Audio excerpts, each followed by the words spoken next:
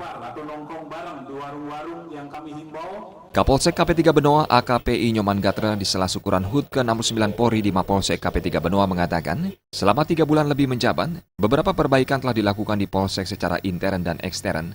Intern diantaranya merubah penampilan markas komando, ekstern melakukan penggelaran personil yang ditempatkan pada setiap perusahaan agar lebih cepat menyerap aspirasi yang ada.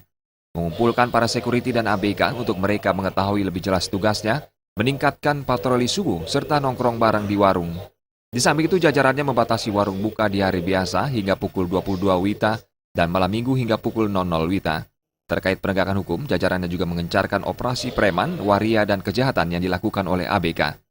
Operasi preman telah dilakukan sebanyak 5 kali bersama tim gabungan Polresta Denpasar dan Polda Bali. Beberapa orang yang telah terjaring karena tidak memiliki identitas dan bukan bekerja di areal pelabuhan. Di samping itu, jajaran terus melakukan operasi terhadap penumpang kapal yang baru berlabuh.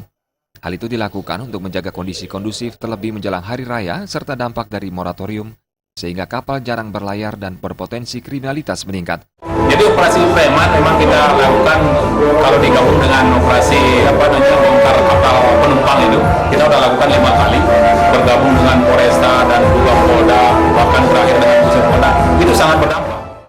Sementara itu, Kasat Narkoba Polresta Denpasar yang mewakili Kapolresta mengatakan, beberapa hal patut mendapat apresiasi dalam menjaga stabilitas di Benoa dalam upaya melakukan perubahan internal dan eksternal.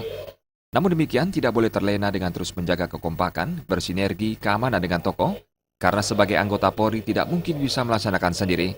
Dengan melakukan pengamanan secara ikhlas dan memberi pelayanan prima serta revolusi mental yang mengubah paradigma sebagai pemimpin, namun sebagai pelayan. Revolusi mental, jadi artinya bagaimana Polri ini, Polres dari tingkat pusat sampai dengan tingkat bawah untuk bisa intervensi, kemudian mengubah mental yang dulunya menjadi medan pemimpin, nah sekarang harus bisa melayani. Raiswantara, Bali TV.